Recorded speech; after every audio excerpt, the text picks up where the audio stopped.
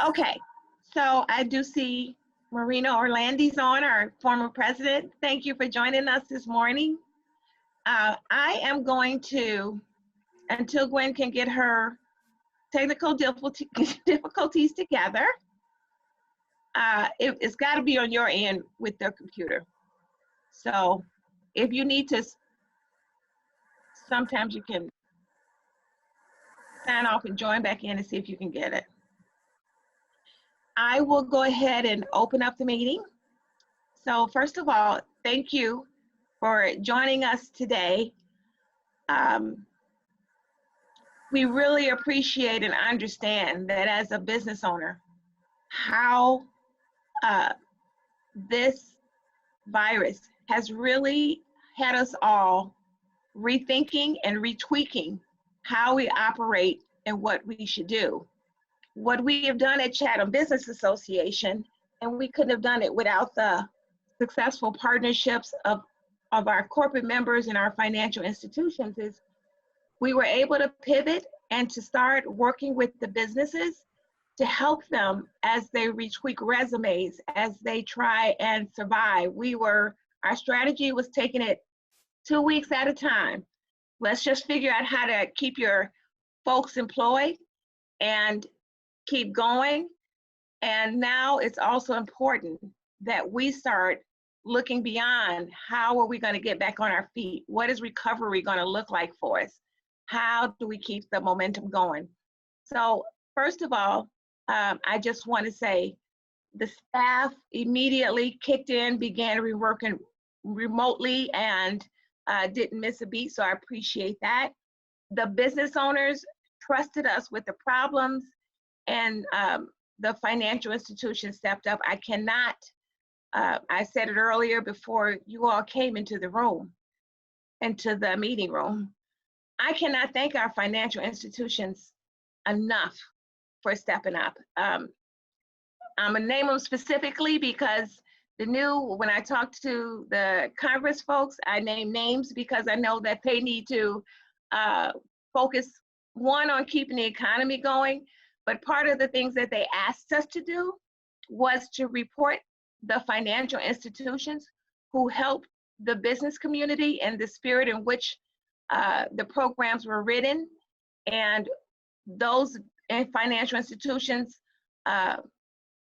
PNC, who helped Chatham Business Association with their PPE loan and gave us the one-on-one service, and not only by doing that, equipped me to help others and equip the staff to help others with the information.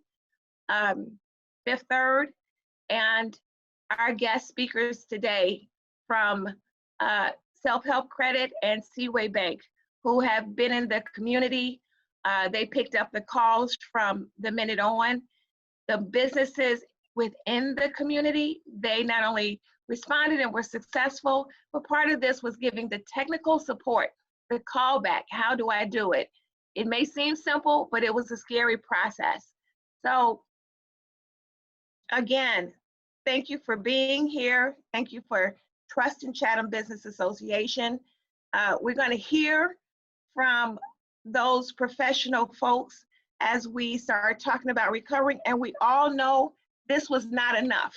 It's not the solution, it's not the end, but I think one of the things that we were proud of, or we were, a few of the programs that we have promoted, which was businesses, the importance of having your technology, was this virus brought that to light. The importance of having a banking relationship. So alternative lending is great, but you need to have that relationship. That was brought to light, as well as another thing I think was brought to light in terms of our ability to create money to provide employees, our most valued treasure, with health care, keeping them on payroll, and helping us as employers show how much we care for the community. One of the things I do like about the financing, it really was geared for businesses to keep folks employed. And that was what it was encouraged to do.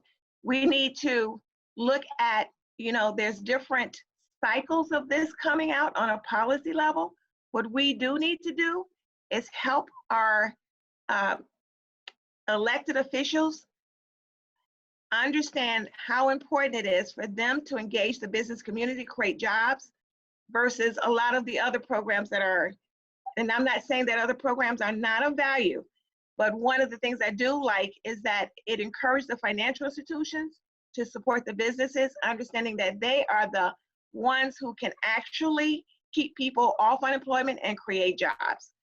So having said that, I think what we will do is, help me out. How do we let people introduce themselves like we normally do at the meeting? So I see them on. Charles, is there a way where everyone can say their name and who they are before we introduce the guests? What do I do to get that process? Last month, Gwen called them out. I don't know if Gwen can do her audio yet. Gwen, can you do your audio? It says she's still muted. Can you unmute yourself? She did sign in on another. Okay, well then I guess I will start. So I see Curtis Thompson is here. Curtis, can he say something or he can't? Yeah, good morning. Unmuted, so. Hey, this is Curtis Thompson, president of the LT Group and Associates. Glad to be on this morning. Hey, the LT Group and Associates, we're suppliers, electrical supplies, safety equipment, HVAC systems. Glad to be part of the meeting this morning and hopefully part of this important discussion. Thank you. Thank you for joining us. I see LG Stylo 4. You want to say hello? Hi. Yes, good morning. This is Mary Jones. I'm just a member of the community. Very nice to have you. Thank you. Our friend, and we've been on a lot of calls together, and he's been doing a lot of work to talk about policy and what we need to move forward. I see Bruce Montgomery. Want to say hi?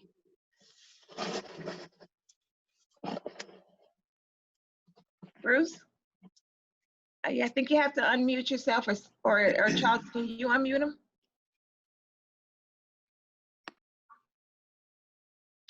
Okay, so Hello? yes, go ahead, Okay, Bruce. it took a little while to get unmuted there. Good morning, everyone. Good Sorry, morning. it's a little rusty here. Anyway, happy to be here. My name is Bruce Montgomery. I'm involved in a variety of activities, and currently I'm working to develop a company called Energy Solutions, which is providing energy efficiency services to small and medium-sized businesses, working in collaboration with ComEd and other energy efficiency technology providers to support business sustainability. And in this time, as we try to come out of this situation, people are going to be trying to reduce operational costs anywhere possible. And I believe there's a lot of opportunity to reduce energy costs within our community. Thank you. Thank you, Bruce. Marino, our former president, good friend, longtime friend, Marino Orlandi. Yeah, good morning. Thanks for having me. Yeah, recently I'm an entrepreneur. I'm kind of on the other side of this now. I have a company, a consulting firm called Lake Advisors. I've got my first 3 clients. I focus with business owners on financial related matters for their business specifically. So whether that's assisting them with loans or also assisting them with overall strategy. So glad to be part of the meeting today. Okay, great. Congratulations, or Thank welcome to our, or welcome to this world. Either one. We'll see. Thank you. Frankie Payne, our sister agency, she's on the phone. Frankie, can you say hello? You're still muted.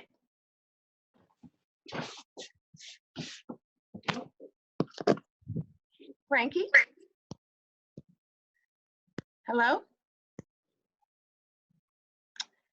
So it looks like she's unmuted, but we can't hear her. That's Mama Frankie from Genesis Printing. Okay. Does she want to say hi, Mama Genesis? Frankie, you want to say hello? Good morning. Good morning. How's everybody? Fine. Good morning. Hi, How's good morning. business, Frankie? Well, I've been closed per our governor, and of course, I'm still waiting on my money, but God is good. I cannot complain at all. I'm glad to be here. Okay, well, thank you for joining us. Mhm. Frida Madison, Yes, everyone. hi, Frida. Hi, I'm Frida Madison. Kevin is out in the field. We own Madison Enterprises Incorporated. We're rehab investors. We're real estate investors, property managers, and rehabbers. We have property on the south side of Chicago. We're also members of the CBA, and happy belated Mother's Day to all the mothers. Thank you. Thank you, Frankie. You stay safe out there. Thank Tell Curtis. you. Okay. Rita.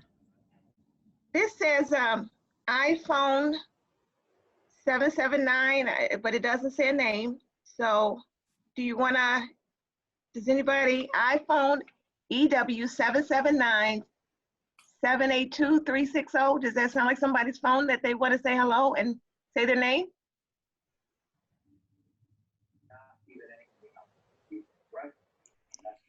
Clarence Glover. Clarence, how are you? All right, Majestic Flores. Glad to hear from Hey, you. Mr. Glover. Hey, Mr. All right. Hey, all right. I do need to talk to you a little bit after this about the first responders program, Clarence, that Gwen will talk about, or I will talk about if she gets unmuted ever. Okay, all right. I'm going down the line here. Maurice Johnson.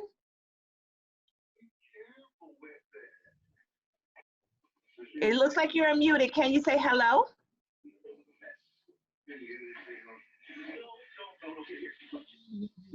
Hey, Maurice, I'm sorry we can't hear you, but you want to try again, or you're unmuted now?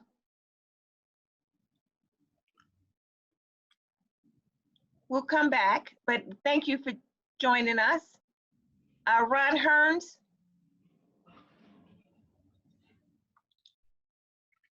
You're not unmuted. Hi, how are you? Good morning, Melinda. Good morning. Good morning, everyone. Ron Hearns. I'm with KRA. We operate the Westside American Job Center, and we're contractors with the Chicago Cook County Workforce Partnership. Thanks for having me. Thank you for being here. Did I do Kenneth Newman? Kenneth? Yes, I'm here. Good morning. You want to say hello and introduce yourself? Can you hear me? Yes. Yeah, Kenneth Newman. I'm actually, I live in Hyde Park, and I work on issues citywide involving the lack of athletic facilities in many communities. There are many communities that are athletic facility deserts. And if you want people to come to your local businesses, having better athletic facilities in your communities will bring people to your area, and then maybe they will go to be a patron of your store. Very good. Can you hear I know. Yes, I can. We had a, So, keep going. so anyway, I work on these issues citywide, and I visit neighborhoods all the time to look at parks. You know, there was a time in the 70s when I used to play in the Thule Park Open, which was a USTA tennis tournament. And so anyway, I cover the city, I visit neighborhoods, I sit on 5 park advisory councils, and I'm also involved in school reform to help CPS. So I just wanted to listen in and hear what people had to say. Very good. We had a couple of yoga salons and opened up in Chatham. They were very well received. And again, this virus has brought to light the importance of being healthy and exercising and Absolutely. being active. So. I just wanted to say that I was very aware before the coronavirus pandemic that the lack of exercise among a majority of minority individuals was a contributing factor to just not being healthy. And this is a citywide problem, and whether it's on the west side. So anyway, I just wanted to listen in. I can only stay on for a little while, but I'm glad to know that people can appreciate what I work on. Okay, thank you. Did I get Nicole Morrison? Good morning, everyone. Happy Tuesday. Nicole Morrison, representing KRA Westside American Job Center, also representing the Cook County Workforce Partnership, along with Ron Hearns, who's on the call as well. Thank you. Thank you. Gwen, I see you trying. Are you on? And I don't know if I got Robert Paisley. Did I get him? Robert, you're still muted. Okay, so keep trying and we'll. Hello. Hello. Oh, okay. Yes. Hi, Robert. Hi, how you doing? Fine. You want to introduce yourself? Yes, my name is Robert Paisley. I'm with PNP Moving. I'm a member of Seaway Bank. Friends invited me. How you doing? Well, thank you for joining us. Thanks, Francis, for inviting you. All right. I think I got everybody who I could get.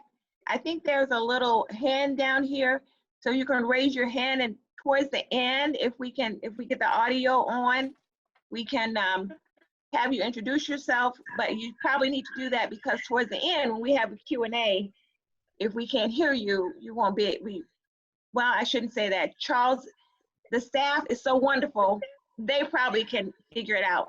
Having said that, let me have the staff who's on the line introduce themselves and say hello. And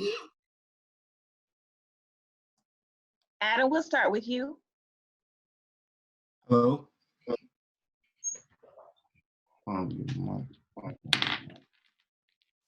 Adam, I'm in the IT department. I work with Charles.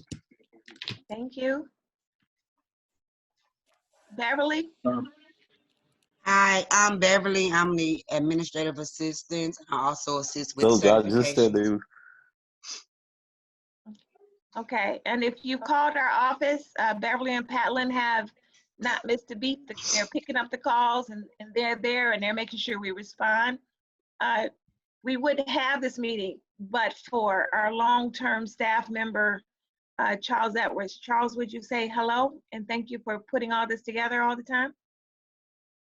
Hey everyone, my name is Charles Edwards, IT Ambassador, Program Manager for Chatham. Okay. And if you've done membership or anything like that, or come to the Mix and Mingles, you've met this young lady at the door. Carletta, you want to say hello? Hi, everyone. Carletta Kelly, Assistant Executive Director, Membership Coordinator. And who has helped a lot in terms of leadership, our Interim Executive Director, Ms. Patlin Beals. You want to say hello? Good morning, everyone. My name is Patlin Beals. Thank you all for joining today, and we are here to offer support and resources during this time. Feel free to call the office, and you'll get Beverly or myself ready and willing to assist. Gwen, is that you? Are you up now? Yeah, can you hear me?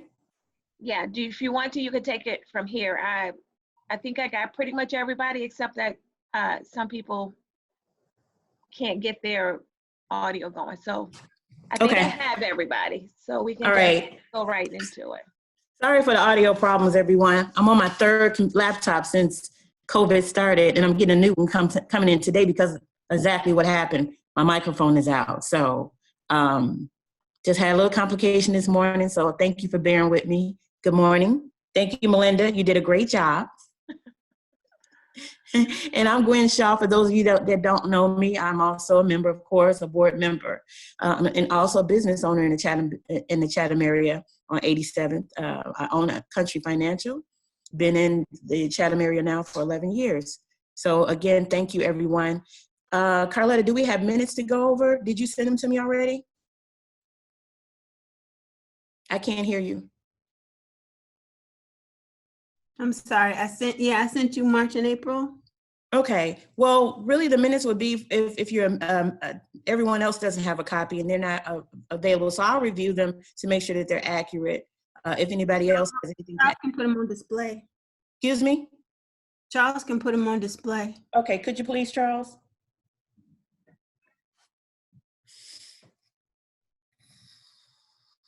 All right. Let's please review the minutes from last. If you were on our first Zoom meeting last month, please review the minutes. If there are any corrections, please state so. If not, I need a member to accept the minutes as read. Scroll down, yes.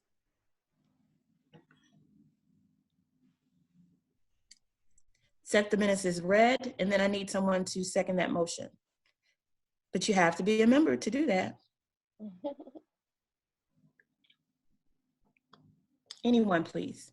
Second, or I'm sorry, I entered a motion for them to be approved. Frida, can I have you second them, please? Are you there, Frida? Franja is also a member. Franja, I'll second. Go ahead, Franja. I'll second right. the motion. Appreciate it. It's been moving properly. Second. All those in favor? Yes. Just wave your hands. In favor, and I apologize. I lost you guys. I'm back. So this is Frida. That's okay, Frida. Just okay. wave your hands. All right. Wonderful. Great. So, Carletta, we have Daryl up first, correct? No, Franja first. Franja first? Yeah. Yeah. Good morning, everyone. My name is Franja Brown. I'm the business. I was supposed to introduce you, but you just go right ahead. Oh, that's okay. You just go right ahead. Okay, I'm Franja Brown. I'm the business development officer for Seaway, a division of Self-Help Federal Credit Union. We are a community development financial institution. We were formerly Seaway Bank, and we are now Self-Help Federal Credit Union, and we are CVA members. I also did invite Mr. Joe Moore. He's also one of our members of Joe Moore Movers and Piano Movers. So if you're looking for someone to move your piano or large items, again, Mr. Moore, and thank you, Mr. Pasley, for both of you all. Mr. Pasley with PNP Movers, thank you so much for joining the meeting with me today. Should I go ahead into my presentation, or you want to have Daryl introduce himself? No, go ahead. I'll introduce Daryl. Okay, so so today we're going to be presenting on Seaway's 4-point plan, along with preparation for the PPP loans and other funding that's out there. But I just really want to quickly go over our 4-point plan for Seaway, and that is to have a plan in 4 different areas: accountability to the community, our commitment to lending, partnerships, and innovation. And our accountability to lending, or accountability to the community, we did form an advisory board of business owners and community organization leaders. And so we currently have a board for about 15 plus members that meet regularly to advise Seaway Self-Help on our product, services, and various other matters. And that board was handpicked by Daryl and some other self-help executives. And so we are very proud of the board and proud of those that have come a part of our board to help us basically meet the needs of our communities, all the communities in which, communities in which Seaway Self-Help has a footprint. We also have a commitment to the community in terms of providing financial literacy presentations. We're doing this right now with various organizations, as well as Chicago State University. And so that is our commitment to continue that. We also, with our commitment and our accountability to our communities, is to continue to support our businesses and chamber organizations such as CBA, CSU, NHS, PLCCA over on the West Side, Greater Chatham Initiative, et cetera. So our accountability is to the community, and we want to continue to make sure that our accountability is to our community and our community partners. We do have a commitment to lending, and our commitment to lend, we have a Fresh Start loan, which is basically a credit builder loan, which is designed to increase your credit score. And so that's a loan that we have if anyone's looking to build or increase their credit score. We also have a commitment to lend in mortgage lending. We just recently started a partnership with Guaranteed Rate, where we now, and we offer our conventional program, but we also now offer a VA and FHA program through our partnership with Guaranteed Rate. So we're continue to commit to lend to not only mortgage and individuals, but also to our churches and faith-based community, also to the multifamily lending, affordable housing lending, clean energy, solar. We have a healthy food program where we lend to grocery stores and restaurants, childcare, charter schools, manufacturing equipment, and then retail, of course. So that is our commitment to lend, and those are the expertise in which self-help is lending in currently.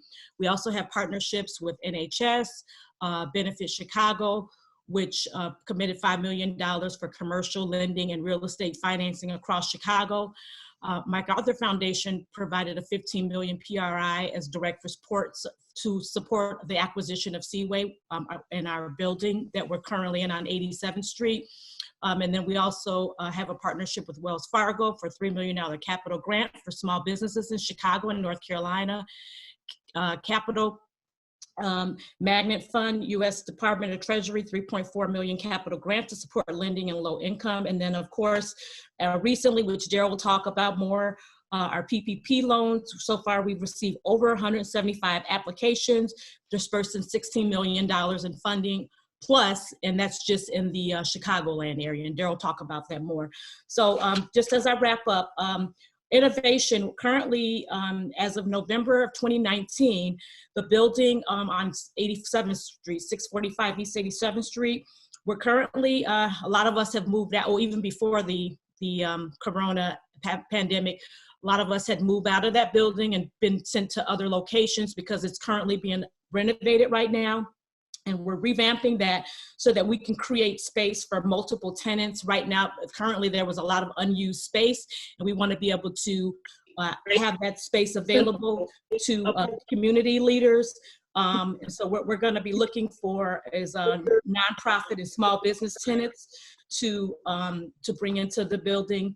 Right now, we currently have NHS as a partner, so we are looking for additional nonprofit and small business tenants. And more importantly, the building will also feature a multi-purpose room, which will be available to the community and community groups within and outside our typical business hours. And we want to be able to respond to the requests of neighborhood residents. And so we are just want people to know that we are here in the community, although we're no longer Seaway Bank. We are Seaway, a division of Self-Help Federal Credit Union, and we're here for, we just want everyone to know that we are here in the community for the community. Kenneth, you should mute your phone. Kenneth, could you mute your phone, please? Thank you.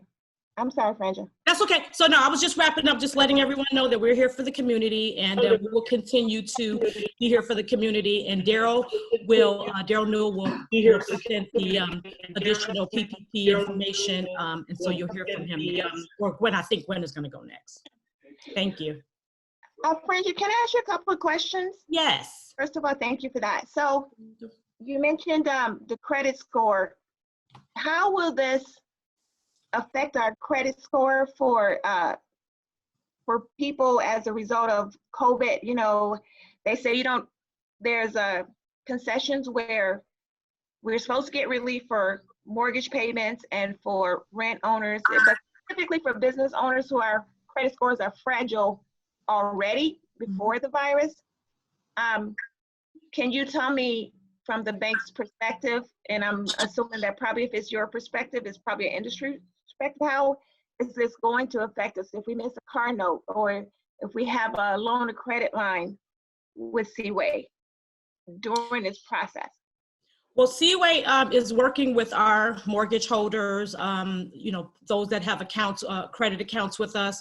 We're working with those members so that it won't affect their credit.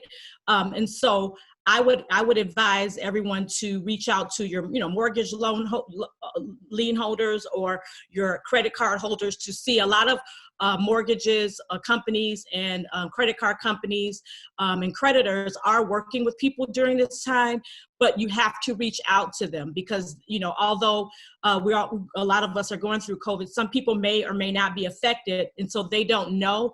And so we're just asking, we've asked our members that if you run into a situation or, you know, you're having some challenges, please let us know, and we are working with our members for that. In terms of the Fresh Start loan, Melinda, that's for individuals or business owners who are just looking to increase their credit. So it's a line of credit that we you can get it anywhere from $500 to $2,000, and you pay toward that payment. So if it's $500, you make a payment of about $42.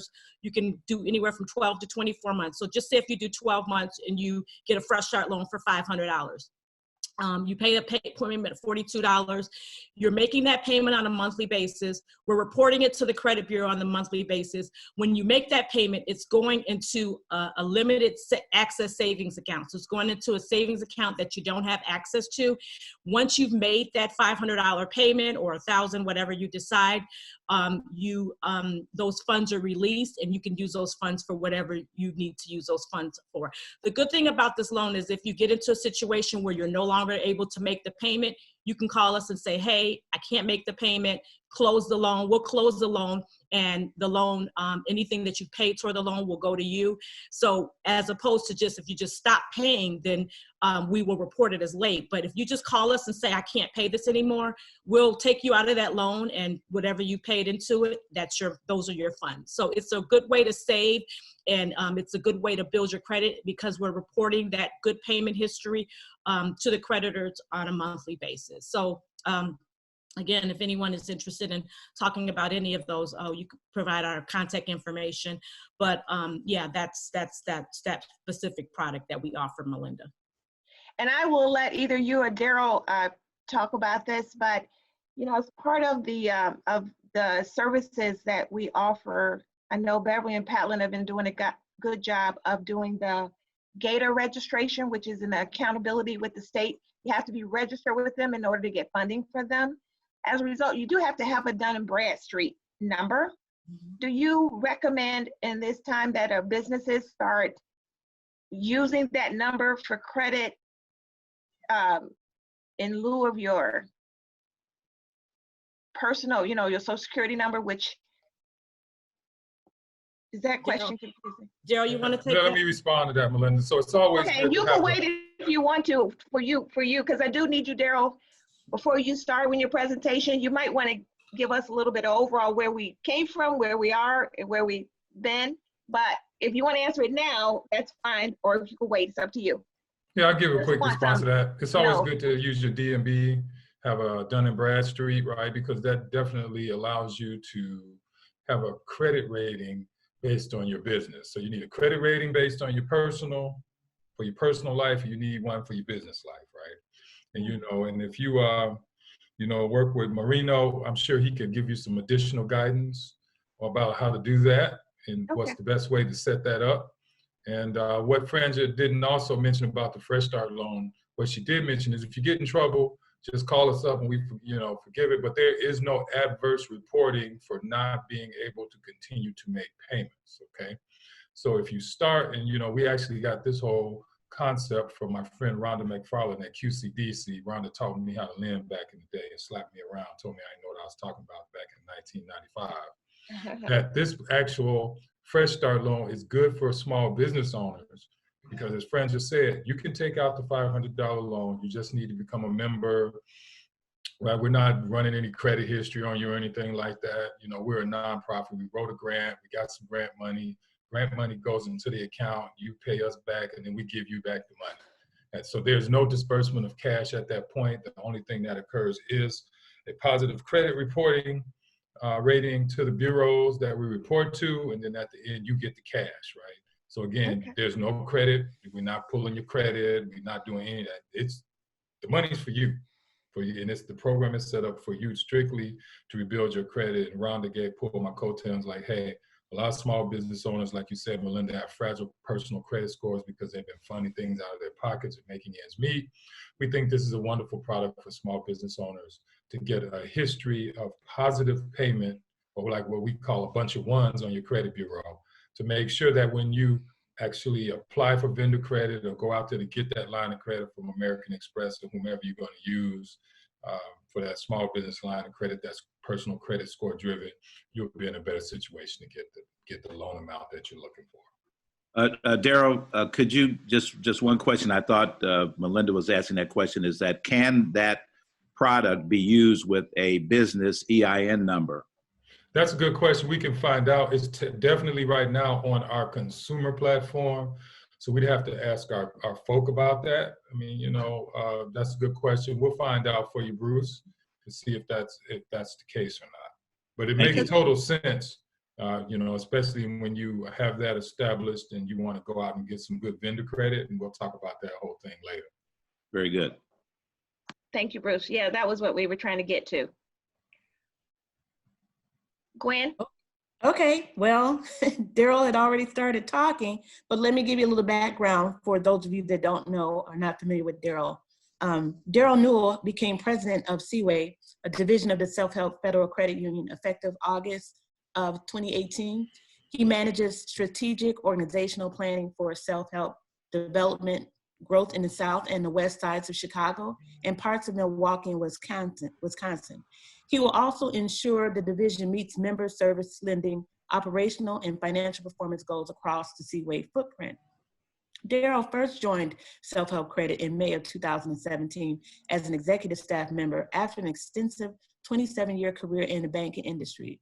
Prior to this, he was the chief retail banking officer at Seaway Bank and Trust Company, overseeing bank operations to support sales and service delivery at 10 branches. Prior to joining Seaway Bank, he was also a retail manager at Fifth Third Bank, where he was responsible for operations at 12 banking centers, including direct bank management and spearheading efforts to achieve maximum customer service, satisfaction, profit, and growth at the banking centers. Before Fifth Third, he was the director of consumer banking at the group of urban partnership banks. Daryl's leadership and accomplishments in the financial services industry has garnered him national and local recognition, including 2006 Friend of the Continental African Chamber of Commerce U.S. Award, a 2003 Monarch Award in the business category, and inclusion of Who's Who in African Americans 15th edition, and an Illuminati Award for the Institute of Positive Living Open Book Program. He volunteers in charitable giving efforts extend to service organizations, including the National Football League, Retired Players Association, 100 Black Men of Chicago, and Northwestern University Alumni Association.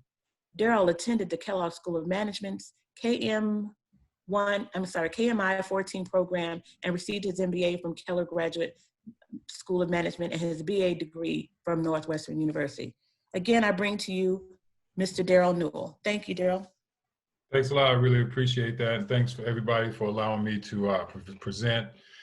Thanks for that wonderful introduction. You know, I'm pretty much a professional general manager. I've been fortunate enough just to work at a bank and been in control of, you know, a budget that allowed me to write a bunch of checks to support folks that look like us in our community. So I'm just, you know, humbled that I could be in this position to share the knowledge that's been afforded to me by having access to policies and procedures that have been written down and typically not seen by people that look like us. So my whole mission in life is to share information. So today I want to talk a little bit about the PPP program. And, you know, you got Bruce out there, you know, Marino out there, you know, Patlin and Gwen, they've been helping us out. And it's all about making sure you have the proper paperwork, right? So, you know, I'm pleased to be here with the CBA. You guys have been a wonderful support for small businesses. And we just want to continue our partnership and do the best that we can. So, you know, if we can go on to the next slide, and I'm gonna roll through this real quick so we can just get to the questions that you have around the various programs. You can definitely, I don't know who that is, you can skip past that person there. All right. And so we're gonna give you the overview and best practices. You know, we learned a lot during PPP1. We only got maybe 122 apps through, maybe 52 million, but, you know, we were ready for PPP2, right? So what we've been able to do as an institution, you can go right to the next slide. We've got about 1,141 folks approved, totaling close to $160 million worth of funding, impacting about 17,000 jobs. So in Illinois, we've done about 186 approved applications for approximately 16 million that impacted 2,100 jobs. So thank you all for your referrals. You know, we also have a Midwest footprint, so in Milwaukee. And in fact, in Milwaukee, we are in the most segregated city in the country and the most incarcerated zip code in the country. So we're real proud that we're able to do 13 PPP applications in Milwaukee, totaling, you know, for about, you know, saving 182 jobs, right? And that means, you know, Seaway and Second Federal. Second Federal, you saw their name flash on the previous slide. Second Federal is the bank for Latinos. And as you know, Seaway was a bank for Black people. So we are divisions of Self-Help Federal Credit Union. Second Federal is in a little village in Cicero, right, and a couple other neighborhoods in Milwaukee and Aurora. So what we do is specialize in making sure the Black and brown folks have access to capital and technical assistance. So we're real proud of that. So you can see, you know, PPP was increased by $250 billion. $60 billion of that was provided to smaller institutions. That's why we were able to do so much damage in this particular round. And PPP is still available. We estimate there's about $90 billion worth of funding left. You know, we heard about all the big boys sucking up all the money. So the Fed and the SBA have started to audit applications and take a hard look. So if you know folks that have not applied, there's still funding available. Take advantage of it. If you did apply and you received PPP money, congratulations. But let's keep rolling. The whole key to the PPP program, let's advance the next slide. You know, is all about making sure that we have outreach going, right? And that's what we were so proud of. So the way our process worked is we actually had people that were called relationship managers like Franja and myself. Then we had processors, underwriters, and then now we have folks that are closers. So we have about 700 people throughout the country. We probably immobilized about 250 folk to get busy and making sure applications could get done. You know, we were like every other institution. You know, we had to take care of our commercial clients. You know, we have about 40 properties we lease in North Carolina, so we had to make sure all our tenants got taken care of, all our suppliers. And, you know, what we do is we work with folks that look like the areas that we serve and that are in the communities that we serve. So, and we have a great supplier diversity program, so we're really proud that we could take care of our suppliers there. So, you know, PPP was designed to work well. You know, if you are a large entity and you had payroll and you could document your payroll, right? That means you had a 941 to use a payroll service or accountant. It didn't work so well if you were self-employed or a 1099, you know, received a 1099 because you had to put forth more documentation and there was more scrutiny, right? And then typically faith-based organizations and churches typically are not qualified or do not get SBA loans. So in this case, we really had to make sure we understood the guidance to make sure that the faith-based organizations receive PPP funding because they run daycares and, you know, and things like that. And, you know, a big bone of contention for them is whether we could take a look at the housing allowance and really include that. Initially, the guidance said no. Now the guidance says yes. So that's just an example that this is a fluid process and the guidance continues to change based on small business owners applying and institutions like ours lobbying the SBA on the changes that we see that are appropriate for our communities. So let's keep moving. All righty, and so, you know, how it works is it's about making sure that folks don't go to unemployment, right? You want to keep businesses alive and folks getting paid. You know, you got funding for 8 weeks of payroll. You could also use the funding for your interest on a mortgage, or only your interest, you know, any other rent and utility expense you had. You know, a lot of people were eligible and the funds were forgivable, right? Now, what we told folks to do is keep it simple. You know, you want to make sure your loan is forgivable, you know, even though it's a, you know, it's a 1% loan that you have to pay back over time. You know, you just want to make sure that you can get it forgiven. So we've advised a lot of folks just to stick with your payroll cost when you apply. So let's keep moving forward, right? Again, and it tells you a little bit more about the program, right? It was for folks with less than 500 employees, nonprofits, tribal concerns, and faith-based organizations were included. Again, those types of entities weren't previously, you know, a part of the SBA lending program, but there was an exception that was made. You can only get one PPP loan per entity, but so that kind of confused a lot of people because folks did not or were not aware that they could actually apply at Seaway, Fifth Third, PNC, right, and not be disqualified because the SBA was actually keeping track of approval. So it was first come, first serve. So if you got the PNC, like CBA did, and you got approved, the application at Seaway would then be rejected and there would be no harm, no foul on you. So if you did have applied for a PPP loan with an institution and you have not heard, right, you should apply with another institution that, you know, may not have so many applications and can get you to the finish line a lot quicker. Now, what we tell folks to do is be in full disclosure of that new institution that you're working with. So, because time is of the essence, right? So you want to make sure that they're aware of it so they can get you processed and get you approved so you won't have a problem. Now, what we've also found is that there were some institutions, or some businesses that were approved, as you know, as early as April 5th, but they had no idea because the institution didn't have a good outreach program. So when they applied with us, they discovered, wow, look at that, I've been approved. So when you do apply with that second lender, make sure that you are in full disclosure with them. I found that when that's happened with me, I was able to provide some questions that the small business owner could ask their original lender, and then they were able to discover that they were actually approved without having to go through that same paperwork process, right? You don't have time for that, you gotta go make money. All right, that's enough for the eligibility. Let's see what else we got in the program.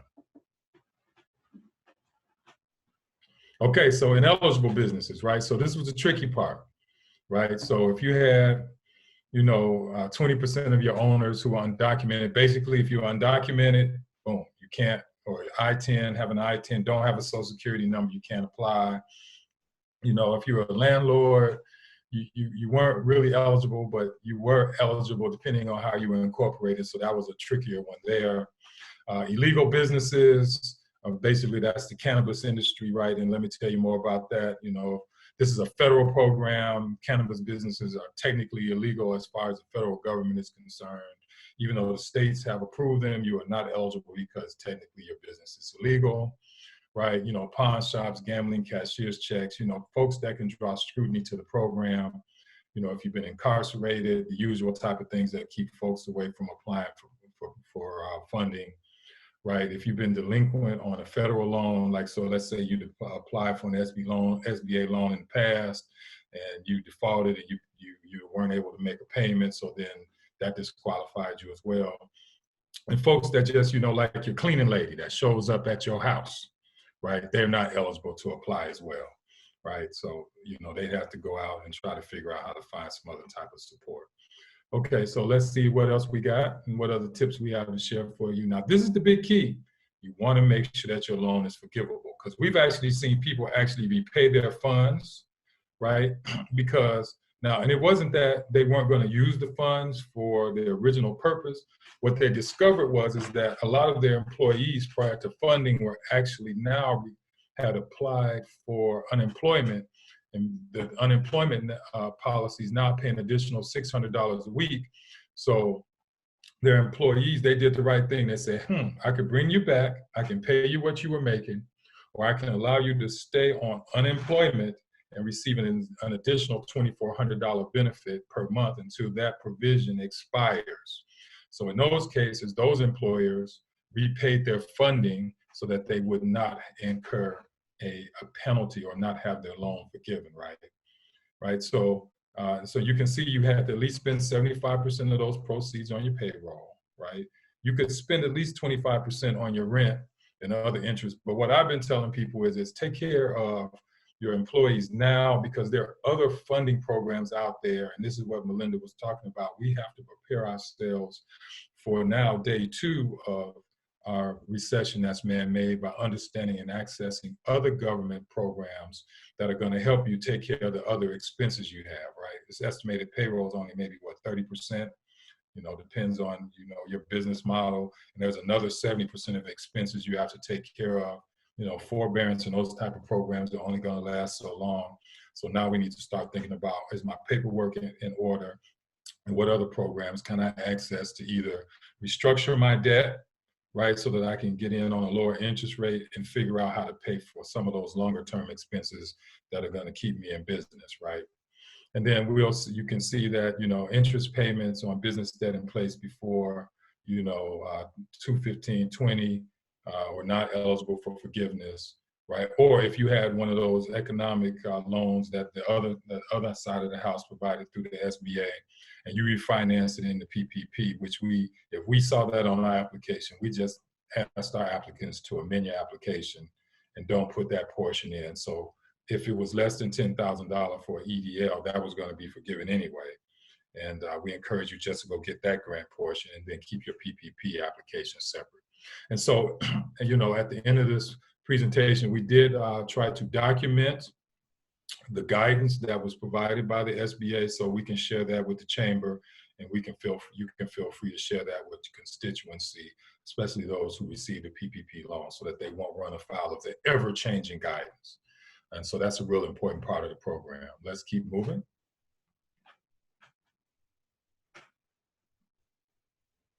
Right, and you can see I mentioned coming to loan terms, 1% interest, you know, the loans deferred for the first 6 months, 2-year terms. This is always a big one. No personal guarantees, no collateral, no fees, no nothing, right? You got 2.5 times your payroll up to $10 million. Now, a wise man once told me on this panel that I was on, his name's Steve Rogers. So for all you business folk out there who want to really be adventurous, you know, think about this. Even if you took the money, right, and it wasn't going to be all spent on your payroll, which we advise folks to do, what else can you get money at 1% for a 2-year term with no personal guarantee, no collateral, and no fees, right? Now, the whole key to this is you gotta still be making money and doing business, but if you can take money at 1%, right, and then you can have turn a profit or have a margin of 10%, right, you just made 9%, right? So it may make sense for you to get a PPP loan, especially if your payroll allows you to do that, and then take a good hard look at your business model and determine, you know, let's say you had a couple of people that went and got unemployment and you could only bring 2 people back, you had 6 at first, maybe it still makes good sense to keep your PPP loan, even if you know it's not going to be forgiven. But that's a question. That's a question for Marino, and that's a question for Bruce. So you got to talk to those guys. I'm just a friendly neighborhood banker that's helping you with understanding the cost of your capital. And, you know, Steve Rogers is a Harvard professor, and that is exactly what he told the Black folks that are at Harvard Business School. He's like, you can't go wrong with these type of long terms. As long as you got a good use for your money, you can put it into action, and you can make that money make money for you. All righty. All right, let's go to the next slide. Right, this just tells you about the other program that I mentioned. You know, you had the EIDL loan. Again, you could apply for that. There's still funding there. You can get up to $10,000 and have that forgiven as well, right? And again, no credit score for the EIDL, right? Oh, it does credit score. So you may get declined, but it's worth a try. So. And I just want to add, don't forget the 10,000 is 1,000 per employee up to 10,000. So we did verify with the SBA, and we got the feedback from a lot of the business owners, and they already have your documentation. So that is why you were getting some of those responses. It was $1,000 per employee up to $10,000. Thank you, Melinda. Great point. We did not actively, you know, we just advised you to apply for that. We weren't staying track of the guidance, and that's why we pay our CBA dues to make sure we don't run afoul of the guidance. Thank you so much, Melinda. All right, let's move on. So when it comes to the EIDL, call Melinda. Call the SBA. All right, let's go to the next slide. Okay, so calculating your amount is real simple. Whatever documentation you provide to us is whatever that dollar amount is divided by 12 times 2.5. Now it gets kind of tricky if you look at my last bullet point. If you're a sole proprietor or independent contractor, they're going to take a look at your Schedule C if you're a sole proprietor, or your K1 or your 1120S if you're S Corp. And what they're going to do for sole proprietors and independent contractors, they're not going to take the gross amount that you made. They're going to take that net amount that's on your Schedule C or on your K1. So I'm making this up. So let's say you made $60,000 in Schedule C income, or, you know, a K1 income, but then, you know, they're going to take all those expenses that you deducted, and let's say that 60,000 now goes down to, you know, 12,000 because you were able to deduct your car and your home office expense and all those other things that you're eligible to deduct. No harm, no foul. So at the end, they're going to take that net amount, which is $12,000, divide it by 12 and multiply it by 2.5. So your PPP loan then will be $2,500, as opposed to if that 60,000 were paid to you using a 941, they would take the 60,000 divided by 12 and multiply it by 2.5. Okay. All right, let's move on.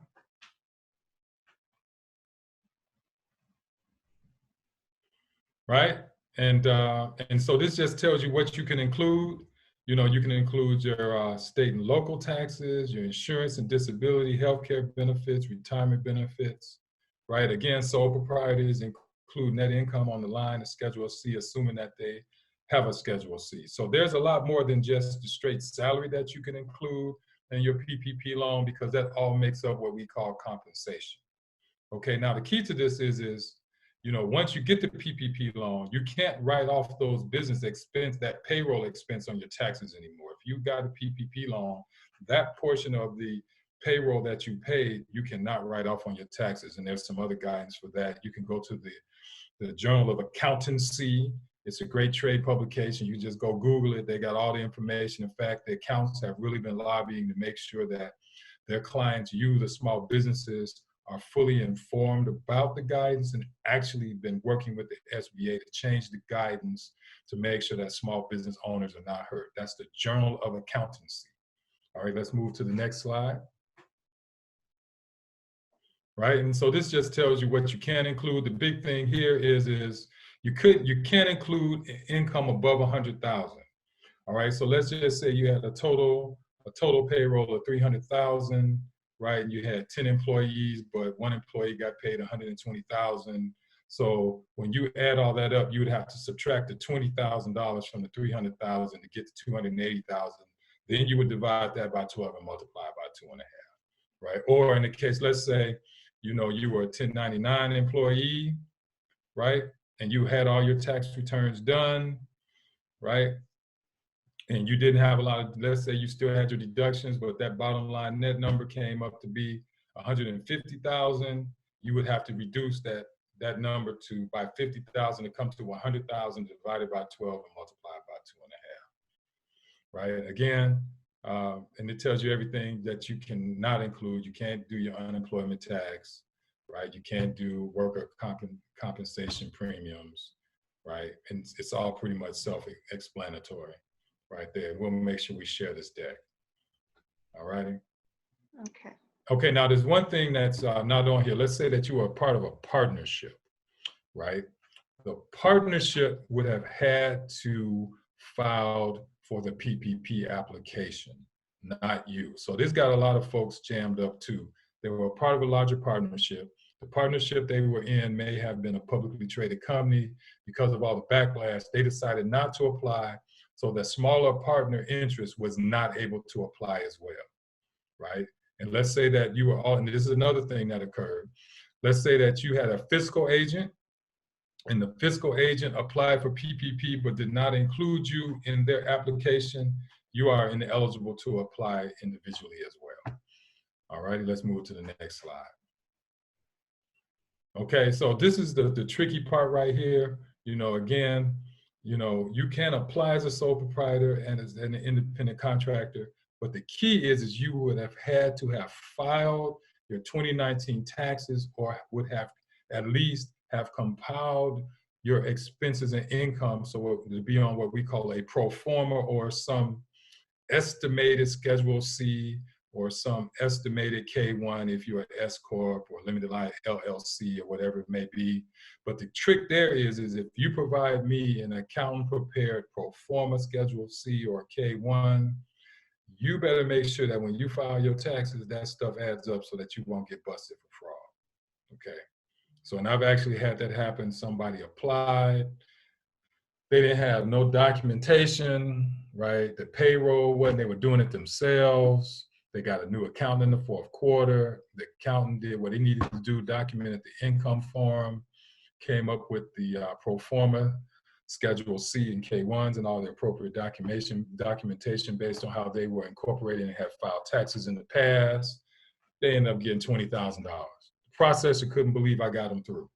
But I didn't get them through. The accountant got them through, and his ability at least to provide records to the accountant that allowed them to draft the required pro forma tax forms that he later then filed.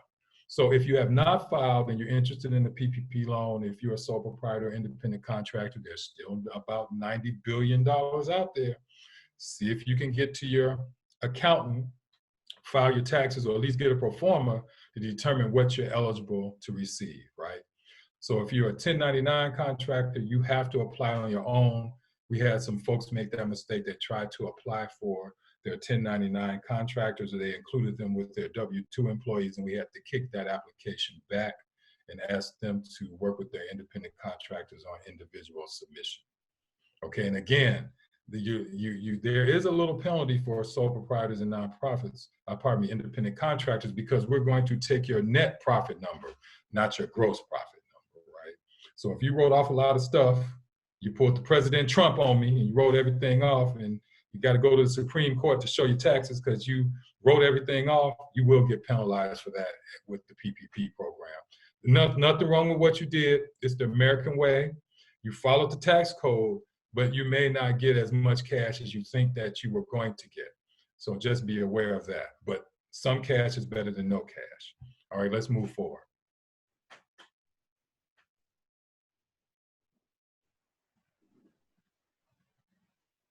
Right, and so this tells you the time period that you're eligible for.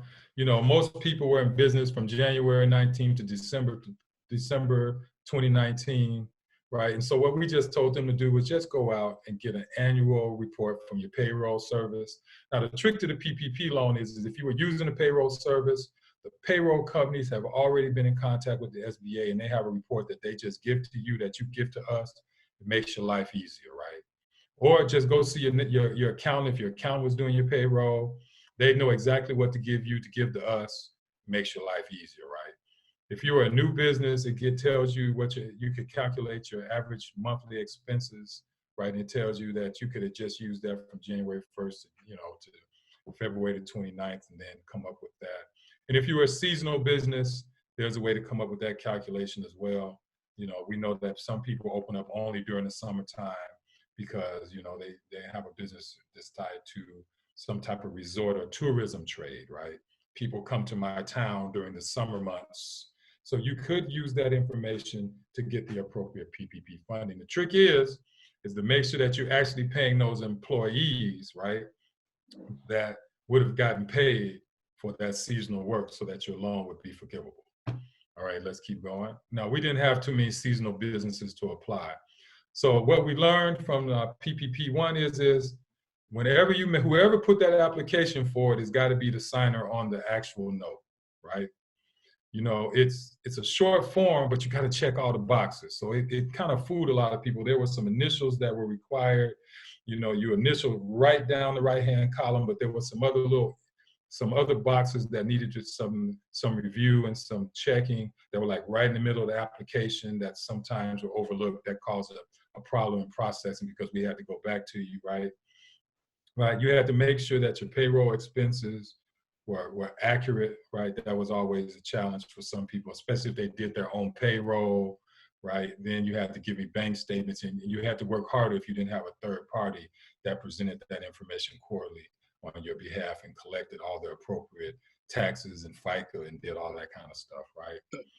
Hey, can I ask a question about that? This is Maria. Sure.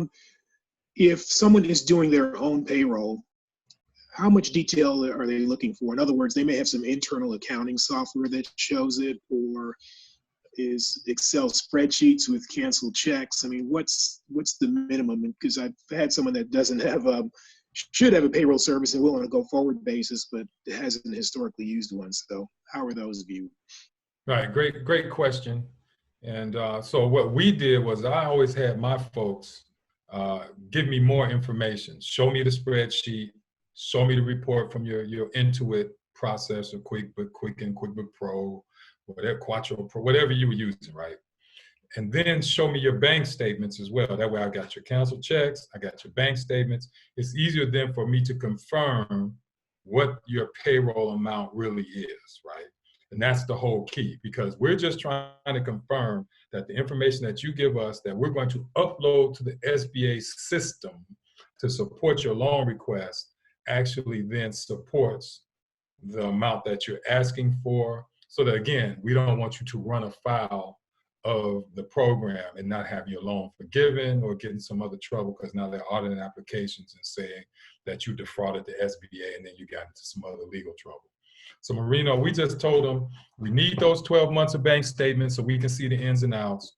Let me see the check so we can make sure we know who you wrote the check to, right? And let's see your software system to make sure that the names on those checks are somewhere in your system, right? So that we can really work. So that's how we did it. And our underwriters and processors were okay with that based on the guidance that we received from the SBA. So when that happened, most banks had an internal process where you actually called the SBA to confirm that what we were receiving from applicants were acceptable. At least that's how our process worked. Okay, thanks. No problem. And then you got to make sure that you got the right driver's license and, you know, articles of incorporation and tax ID numbers. At least if we didn't ask for that up front, we got you approved based on your application. And then when it came time to closing, that's when you're going to need your current driver's license. It's got to be current. You're going to need your articles of incorporation, your tax ID number, and all those other things to show that you're a going concern. Now, they did come up with some new guidance when the second in PPP2 that said that then you still now need to prove that you are actually still in business. So if you apply now, what we started asking folks what to do was to provide me a bank statement from your current institution that showed you actually still had transactions going in on March the 31st or April the 15th.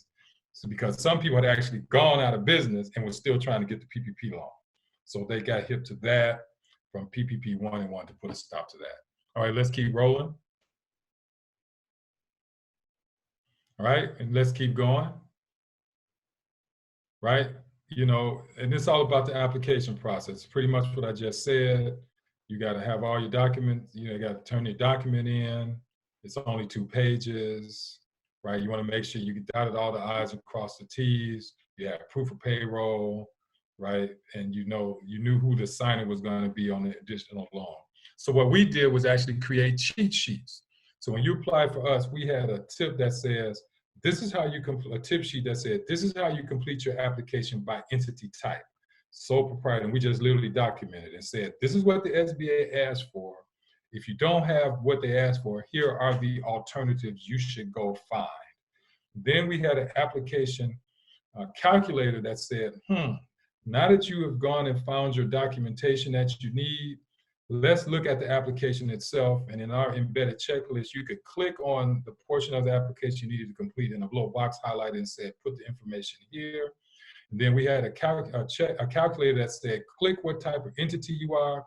It took you to the appropriate worksheet and then allowed you to put your information in so that you could then figure out what your loan application should be, amount should be based on the guidance.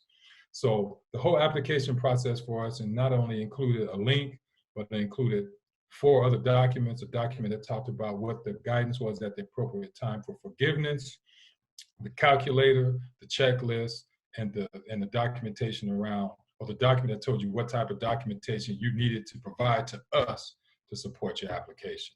And that made the process go really, really smoothly. I mean, we were getting folks, if you had your documentation done, when we had the full 200-300 folk working, we were getting stuff approved like 6-7 hours. You know, I'd go to bed at 12 after somebody hit me and say they submitted when I woke up at 7, because we had people processing all night. Because, you know, the SBA was only taking 25 apps per institution every hour. So we had people stay up all night and process, right? So that we could get it done. I go to bed, I wake up, boom, it say SBA approved and you had a loan number.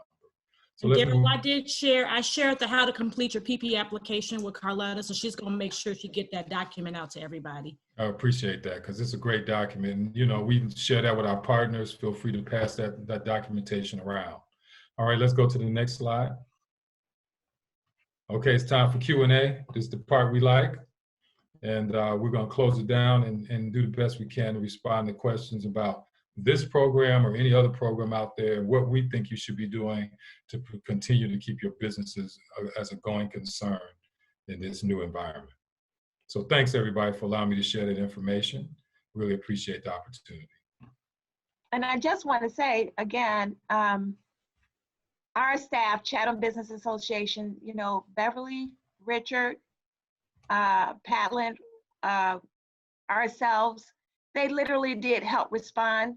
I know Marino asked about this question, but getting the documentation was the most challenging. Some of the businesses, we literally had to get the individual detail in order to help them put the payroll, because you have to put it in some sort of format. And when I say individual documentation, I mean literally who you paid, what you had, one by one, so we can consolidate it. So that we're still available to help you do that, so that as you do once you get that information, actually submitting the application, with the exception of the few glitches, like for instance, you know, you can't just put the fill in sign like we normally do with the Adobe. There's a little process that it kind of verifies, and then if you don't get it right, you got to go back and reinitial things, those kind of things. You know, we found out the hard way that we can also help you avoid. But if you have any problems, what I can't tell you, and Daryl said it before, you can't get money at this rate. Don't not apply. Let's get the application in.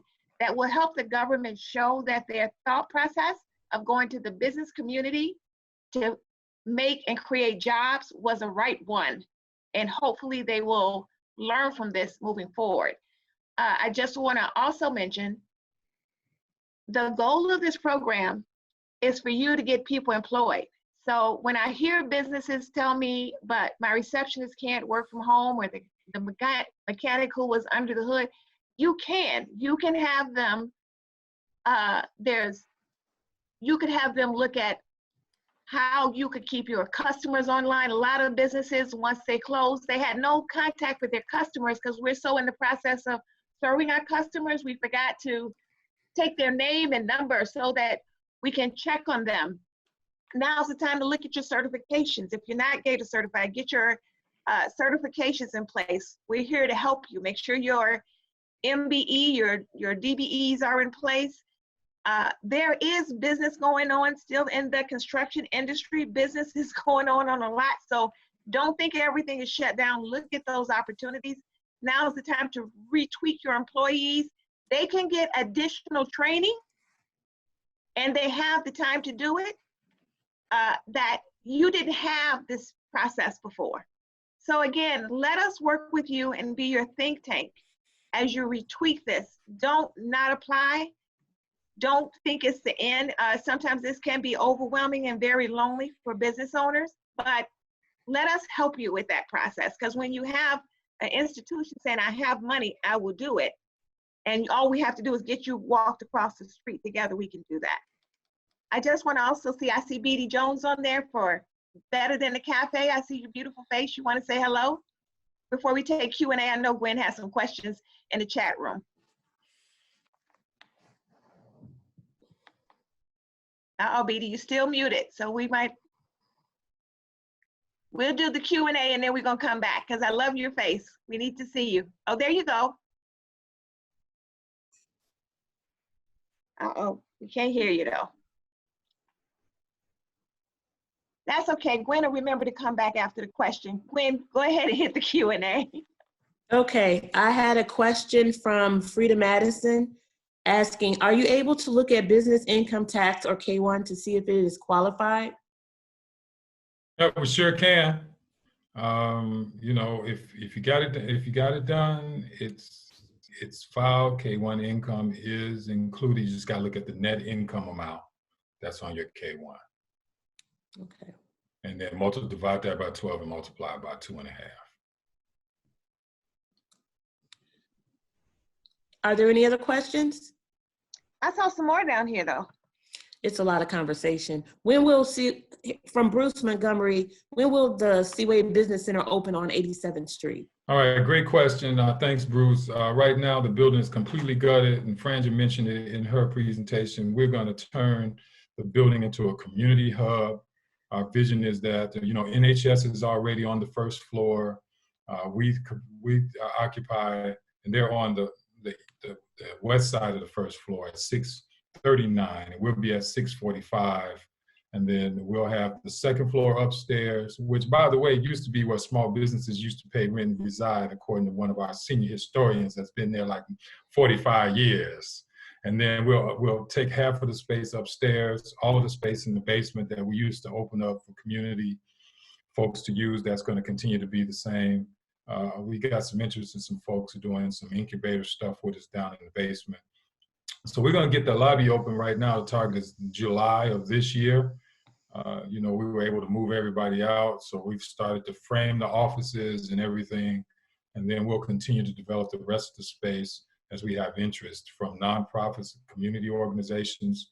So the self-help model is to take buildings like the one we have on 87th Street and turn them into places for nonprofits to benefit the community at a below market rate rent. So we have more than 40 of those type of properties in North Carolina. Now, this particular experience here in Chicago is different because the other 40 properties that we manage only have tenants. There's no bank facility in the building. So this is one of the first that we're doing where we actually have a branch in a building that is owned by a special entity that we created, right? So right now, I'm actually a tenant of Self-Help Federal Credit Union. So we started a special organization there. The project was funded by $14 million of new market tax credits, and working with various entities to get that done. So we're real pleased there. And so we do plan on having a tour when we get to the point that the contractor says we could do that. You know, in keeping with the Seaway way of doing business, you know, our architect looks like us, and the general contractor looks like us. I'm not having Mr. Dickens come back and haunt me over y'all and put no black folks in charge of the work site. Can't happen. Got to sleep at night. And so we're real proud of that. You know, we got Ramona Westbrook as our architect and Ernest Brown with Brown Moment as the general contractor, and used as many of the subcontractors that were customers as we could, that we knew that could get the work done. So thanks for that question, Bruce. We're real proud of what we got going. We can't wait to show it off. We're going to keep the same mid-century design. That was really, really important to us. So the project in its entirety will be completed in November. We're going to add a drive up to that location. That way you don't have, if you want to just stay in your car, you don't have to go all the way to 87th and the Dan Ryan. If you kind of over east, just come on down Cottage and just come on right through the lot. And we're going to set up a drive-through. You can just bank through the comforts of your car and go on back to your business without having to get out and come in. So we're going to put it in. Originally, there was a drive-through in that building. We're just going to put it back where it was before the old east location was opened up. That's now closed down by the Foot Locker. Across the street from my office, actually. And by the way, what are you going to do with that property? Are you going to do anything with that? It's just sitting there for now. We're hiring a broker that looks like us to help us think about what we want to do with it. And again, we're going to listen to the community the same way we did. We had a conversation with the community about what our 645 East 87th Street building should look like, and we're going to do the same, you know, with that location. You know, it all starts with the alderman. You know, I've had people approach me like, you know, dude, I want to buy the building like unsolicited. Here's $1 million. want to put a fast food restaurant up. Nope, nope, nope. No. I talked to the alderman. We got enough fast food already. You're not getting me in trouble with Alderman Harris. Not gonna do it. Not gonna. So don't worry. We're not gonna do anything shady with the property. We're really trying to have a good use. We want to really put it to good use. We might have to talk to that gas station and see if they can stop driving into y'all's front window there. Since you're doing this renovation, we might have to tell them to put some bumpers or something up there. Yeah, we're working on that too. Yeah, we don't need that to happen too, because that window wall is really, it's a one-of-a-kind window wall. We're going to replace it. Again, we're going to keep the mid-century design, but we're going to come up with some other materials that are more energy efficient.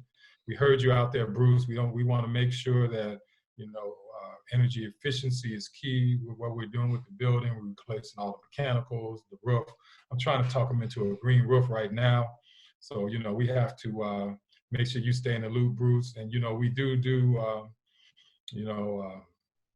conservation and green lending. So I'd love to talk to you more about what we're doing there and putting folks that look like us to work on some projects that deal with solar. So Bruce wants to be a tenant, just so you know. He'll be emailing you about that, Daryl. Oh yeah, I got him on the list. You know, we've been trying to work him in because, you know, it's all about helping small businesses, right? You know, I want to be able to incubate small businesses. According to Greater Chatham Initiative, there are like 4,000 small businesses, you know, with between 79th and 95th and, you know, State Street and Stony or whatever the study was. So we were really cognizant of that, especially in the new environment where, you know, you got to have technology. Not everybody wants to take the call from the house. So we want to have a vision where you can come and rent some space and have all the latest technological advances at your fingertips, you know, right there in the Seaway building, right? So that, or if you want to have a meeting with your employees and you don't want to bring them to your house, you got a place to bring them. So it's just the right thing to do, and we want to make sure that we're the community partner that's listening to the community about what the needs are as we move into, you know, the new post-COVID-19 environment of doing business. Great information. Thank you so much, Daryl. Thank you, Fringe, as well. Melinda, do you have any parting words or any more I just updates? need to mention that we will send out the information. So, you know, Department of Commerce and Economic Opportunity, DCEO, has an employee training investment program where they will reimburse you up to 50% of your employees. They call it training, but pretty much what it means is that, especially if they're working on a union project or you're improving their skill, it could be full-time, out-of-state, seasonal, part-time. So, and this one, to get the money from the state, you don't have to be GATA certified. They certified one entity and applications are going through there. So we will send that information out today. We are almost done. I'm hoping Pat Lynn can chime in with in partnership with Country Financial and ComEd. We are about to launch our first responders free meal program. It is limited, not limited, but it's first responders in the 6th district, and we've chosen some hospitals that are servicing the communities in the area where they can get food for free from our restaurant corridors to, again, keep them going. It gives us an opportunity, as always, when there's contract opportunities, it helps us to do our technical assistance better. And I'm going to talk to Majestic Florists because there's another need that the first responders need, and we will include that process in there for, as you know, there's a very high level of one of the first responders we're working with is the 6th District Police Department, and they've had a very high level amount of casualties as a result of this. So what we're trying to do is help take the angst out of this process as they continue to protect and work with us in the community and keep our small businesses engaged. So Patlin, can you unmute, or you want to say something? And then Gwen, you might want to say something too, because you started this, you know, really start and is helping us fund it. But Patlin, can you give us an update? I know you all have been working diligently. Yes, we have. Just to echo what Melinda mentioned, we are still planning, working with the restaurants to determine what that menu looks like and what the process will be. But it will communicate with those entities that we'll be working with to provide food for the first responders that are employed with those locations. So be on the lookout for information or for people that you know in those areas, and we'll share the information as soon as it's available. We're working on the flyer now. And when they say soon, their deadline is by Friday. They better get it up and going. So they're working on it, though. We appreciate it, though. And the restaurants gladly joined in. They gave some really high quality, I thought, menu items. But Gwen, do you want to mention why it was important for Country Financial? Sure. Well, Country has been involved with the police and fire for several years now. In particular, we work with them with the Battle of the Badges and the Police and Fire Foundation. But in the recent COVID situation, we've really picked things up as far as we have a program called Helping Heroes, where we've designated a certain amount of money to go to with whatever police, fire, and we've also extended that this year to the medical hospital staff. But in particular for police and fire, whatever the needs are, as you were mentioning, District 6, has some particular needs in terms of had a lot of fatalities due to COVID. So we created a strong outreach. In fact, I'm going to be on a call at 1 o'clock today, where Country is really putting a lot of money into this. And it's not about advertising, it's really about helping those that help us the most.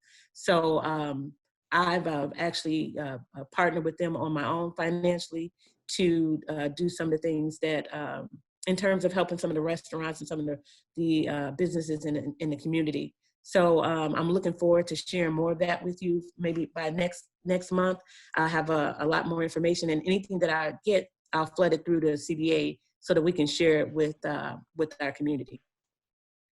And we included in the 6th district, we also did include the Roseland Hospital, who has been testing a lot of our folks, as well as Jackson Park Hospital. So if you know a health agency in the corridor who is on the front line, bring them to the forefront so that we can at least help them with their food as they continue to work with our community. Any other, and BD is Mathers, is it closed? It's closed, isn't it? Is it open that we should, tell me, I don't, off the top of my head, I apologize, I don't know this.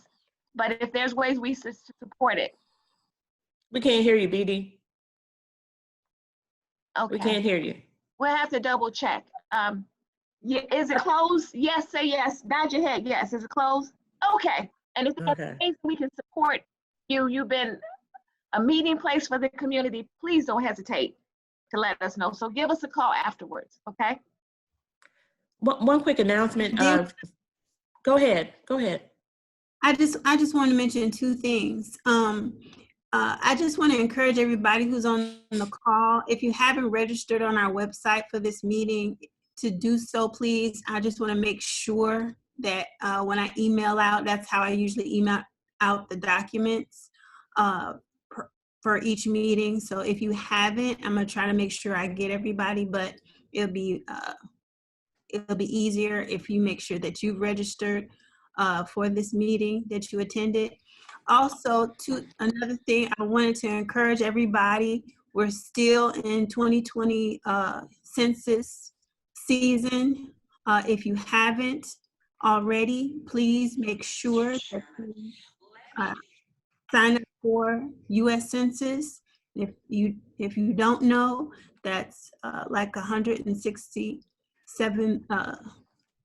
million a year that's decided on infrastructure. And if you're not counted, then hospitals, schools, roads, all that stuff that we need to make sure our business corridors are up and going, we don't get that funding. So if you haven't, do it. If you know somebody who haven't, make them do it. There is a fine attached to not doing it. And it's 2020census.gov. I think you can go online. Is that right, Carla? Yes, You can, absolutely. if you didn't get it in the mail, you can go 2020census.gov. Yes, and you can now do it online. This is the first time you can not only have it through mail on the phone, but you can also go online. So please, please, please, please do that. Daryl and Franja, I cannot, again, thank you enough for coming on, walking us through the process, letting us know there's additional funding there. We will definitely be working in partnership with you. If there's anything we can do, please don't hesitate to help because, you know, like I said, you've been responsive 24 hours and every time without hesitation, and we appreciate it. We really do. Thank you for your partnership and thank you for having us at the meeting today. No problem, Madam President. I work for you. As we all do. We know you crack a mean whip. So just thank you for allowing us to share experience.